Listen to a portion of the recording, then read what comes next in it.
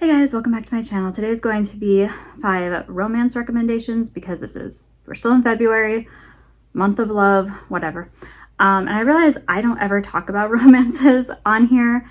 That used to be the only genre I really read was romance and fantasy romance, but not anymore. So I do have some recommendations here, and I will say, let's just get this like right out of the gate. I do not judge romances the same as other books. Classic romance, yes, but not the other ones. These are not going to be like epic, amazing, necessarily the writing style is not going to be like the best. I'm not comparing this to classics. I'm not comparing this to, Lord of the Rings or even like Brandon Sanderson or something like that. Romance is a totally different category, much like 90s rom-coms. It is its own thing, and I don't judge 90s rom-coms against like Lord of the Rings, like movies. I don't judge 90s rom-coms against like, an epic, really great movie that everybody talks about, like Casablanca, okay? Here, yeah, you got 90s romance, 90s rom-coms, you got Casablanca. These are different things, okay? So romances, to me, fall into a few different categories, and the one that I almost never read is contemporary, so I don't have any recommendations. I will say I have read some that I didn't dislike, but I'm not going to mention those because they just don't stand out to me. I mainly read fantasy romance and classic romance. Every once in a while a Regency romance, which is one of the ones I'll mention. So let's get into this.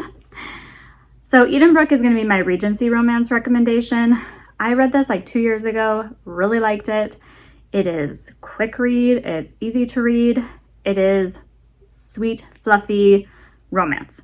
This is not anything special. It has tons of the Regency romance tropes, and I liked it. I thought it was great for that. Like, if that's what you like, if you love that, like, tropey, romantic, over-the-top Regency style romance, Edenbrooke. There's not really that much I'm going to say about this. It's just, it's just a fun read if you like that. And I will say these are all going to be clean romance novels. I don't read, well, I do every once in a while, something slips in there, but I try not to read stuff that isn't clean. So sorry if that's what you're looking for. This won't be that. My next one I'll mention is going to be my classic, which is Persuasion. I could talk about any of Jane Austen's novels, but Persuasion is that longing, the separation, the feels, okay? The letter, okay, we all know. And no matter how they try and ruin this with, making movies and modern adaptations, this is a great book. Don't go by that movie. I mean, you can watch the movie, but don't judge the book by that movie. I can't even watch it. I saw clips and I was horrified. But no, the original book is super good. I love the characters. I think that Jane Austen captures that woman who lost love, who feels like she's past her prime of, especially in this time, being able to marry and have romance, and it's really great. Highly recommend. Okay, so I have 3 in the category of like fantasy / fairy tale retelling, which is my main genre that I used to read all the time. Okay, Brine and Bone. This is great. I've talked about Kate Stradling before, totally underrated author in my opinion, because this is a retelling of The Little Mermaid told from the perspective of the other woman. So if you have ever read the original Hans Christian Andersen, I'm probably saying it all wrong, story of The Little Mermaid, you're going to know that there is another woman who the prince, spoiler, ends up marrying.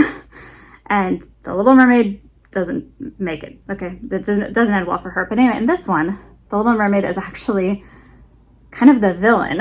And the other woman is the prince's true love. And this is all from her perspective.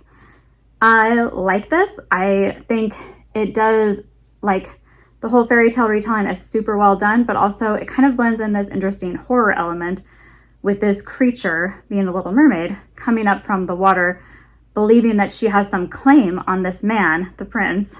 And it's kind of like mixed in with this like kind of horror element of like, she's creepy. She's you know, she's got this intense like obsession with the prince, and it's kind of horrifying because she's not even human. She's just this thing, you know, she's pretending to be human, but of course the girl can see what she really is.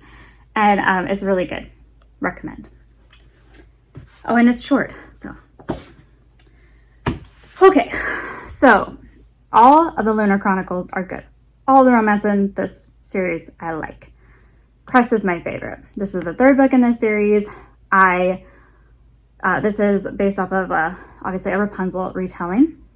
And this totally works for me. I love Cress. I love Captain Thorne.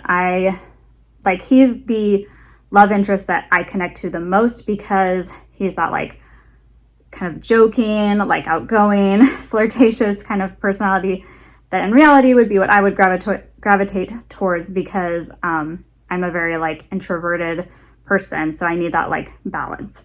And he is the guy that I like would fall for. The other guys are all great. There are no bad, like in my opinion, in this series, all the romance is good, but this is my favorite. So this is also a sci-fi set in space, you know, like there's the lunar like people, and that's like the moon, and then there's the regular people. Anyway, Cress is like on her spaceship and then meets Thorne, and there's like this is actually a really good retelling and pulls in a lot of the elements of the original fairy tale. So yes, highly recommend. Okay, and then in that same genre, I do have the book, but it's on my Kindle. I'll put it here. It's going to be the Timeless Fairy Tales by K.M. Shea, in particular, the 12 Dancing Princesses. I love that book. Quinn and Emery's are my favorite couple from the whole fairy tale romance, Timeless Fairy Tales series. It just works for me. So I recommend the whole series because I like all of K.M. Shea's books. But once again, I am recommending this on the basis of light, fluffy romance, not like in-depth, deep characters or storytelling. Although I think her world building has really improved as she's continued to release more series, and the Magiford series has really taken off as far as like her world building. But I love the Timeless Fairy Tales.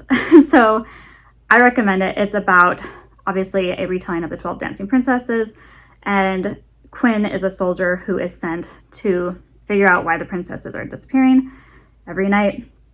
And then she finds out that they're, you know, going into this, like, I don't know how to explain.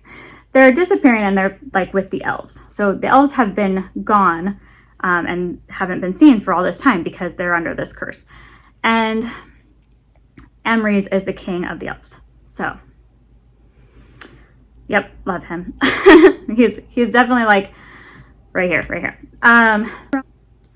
So those are my recommendations for romance. If you're looking for something to just sit down, like enjoy, you know, with a cup of tea, it's like, you know, just fun.